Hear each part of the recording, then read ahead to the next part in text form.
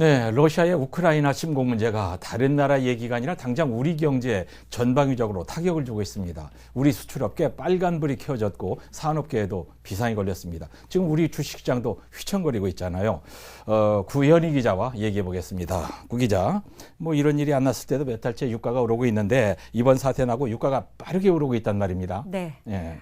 러시아가 그 우크라이나를 침공한 지 일주일이 지났는데 국제 유가가 배럴당 110달러를 넘기기도 했습니다. 예. 11년 만에 최고 수준인데요. 어허. 유가가 올랐다는 건 에너지 가격의 상승을 뜻하고 또 원자재 가격 상승과 전반적인 물가 또한 상승할 거란 걸 보여줍니다. 그렇습니다. 이제 우리도 수출로 먹고 사는데 가장 우려되는 것이 우리 기업들의 수출인데 자동차, 반도체, 석유화학의 수출 타격이 클 거란 전망이 나오는데 우리 울산의 수출 주력 수출 품목이잖아요. 이게 모든 것들이. 그래서 네. 걱정이란 말이에요. 네, 다행히 아직까지는 이 수출 차질이 가시화되고 있지는 않습니다. 그 우리나라 전체 수출에서 이 러시아와 우크라이나가 차지하는 비중이 1.5%와 0.1%로 좀 적기도 하고요. 다만 울산은 이보다는 조금 높은데 그 우크라이나 수출은 울산 전체 수출의 0.1%에 불과한데 반해 예. 지난해 러시아 수출은 울산 전체 수출의 그 2.4%를 차지했습니다. 네. 2%대면 많지 않다고 보실 수도 있는데 그간 울산의 러시아 수출 비중은 1%대를 벗어나지 못했었습니다. 예. 네, 그런데 지난해는 대러시아 수출이 전년보다 2배 이상 늘어났는데요. 그만큼 러시아가 울산의 주요 수출국으로 빠르게 성장하고 있었다는 건데 예. 이 와중에 이번 사태가 일어난 겁니다. 예, 아직까지 뭐 눈에 띄는 피해는 없다고 하니까 그나마 다행이라고 생각이 됩니다만은 이게 사태가 오래가면 우크라이나하고 수출입하는 기업들의 타격이 뻔하잖아요. 실제 그런 일이 있었단 말이에요. 네, 우리는 이미 그 비슷한 경험을 한 적이 있습니다. 네. 지난 2014년에 러시아가 우크라이나로부터 이 크림반도를 강제 병합했을 때였는데 그 다음에 울산의 대러시아 수출이 정확히 반토막이 났었습니다. 예, 이제 그런 걸 보면은 이번에도 우리 수출 기업들의 타격이 예상되는데 특히 울산의 주력 수출 품목인 자동차가 큰 타격을 받지 않을까. 이런 걱정이 생겨요. 네, 그 지난해 그 울산에서 러시아로 수출한 이 품목을 살펴보면 자동차 수출이 54.6%로 가장 많아요. 많았습니다. 예. 다음이 자동차 부품이 14.9%로 많은데요. 이 두 품목만 봐도 70% 정도를 차지하죠.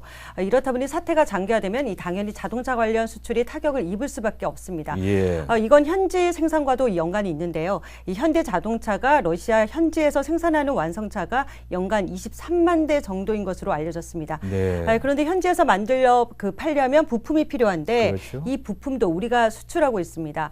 지금 현대차 러시아 공장이 지난해부터 이어져온 반도체 공급 부족으로 이 가동을 잠시 중단했는데요. 네. 우크라이나 침공 사태가 길어질 경우에는 이 가동 중단 사태가 길어질 수 있을 거란 우려가 나오거든요.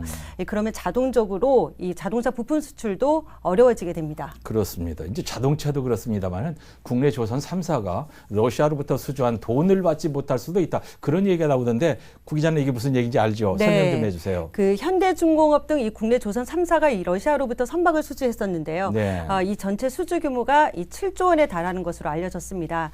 예. 그런데 러시아의 우크라이나 침공으로 지금 러시아에 대한 이 무역 제재가 가해지고 있지 않습니까? 네. 이 대표적인 것이 이 국제은행 간 통신협회, 그 스위프트 제재라고 하는데 이게 달러를 통한 대금 지급을 못하게 하는 제재거든요. 묶어놨죠. 이 때문에 사태가 길어지면 이 국내 조선 3사가 이 선박을 건조하고도 대금을 받지 못해서 이 손실을 그대로 떠안을 수도 있다는 우려가 나오는 겁니다. 스위프트 때문에 묶여서. 네. 근데 러시아와 우크라이나와 사업적으로 관련된 울산 지역의 기업들이 얼마나 됩니까? 많아요?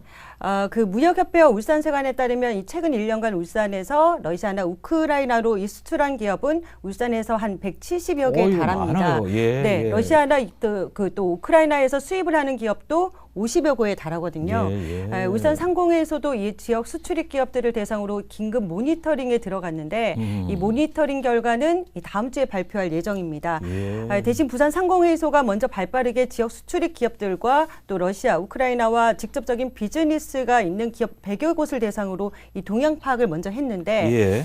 관련 기업들은 이 러시아에 대한 금수 조치로 인한 수출 감소 그리고 금융 제재에 따른 결제 중단과 지연을 가장 우려하는 것으로 나타났습니다. 네. 아마 울산의 관련 기업들도 이 비슷할 것으로 보입니다. 예, 예. 산업계도 그렇습니다만 우리가 생활에서 가장 체감하는 게 바로 유가인데 네. 휘발유 가격이 지금 가파르게 오르고 있어요. 이 걱정이잖아요. 네, 그렇습니다. 4일 기준 울산의 평균 휘발유 가격이 리터당 1,761원입니다. 네. 한 달 전보다 100원 넘게 오른 건데요. 네. 우리나라가 러시아로부터 들여오는 원유 비중이 많지는 않지만 러시아의 석유 또 가스 공급에 차질이 생기면 이 국내로 수입되는 원유, 두바이유까지 덩달아 상승할 수밖에 없거든요. 그렇죠. 자, 이게 배럴당 현재 $100가 안 되는데 $150까지 오를 수 있다는 전망이 나옵니다. 어이고.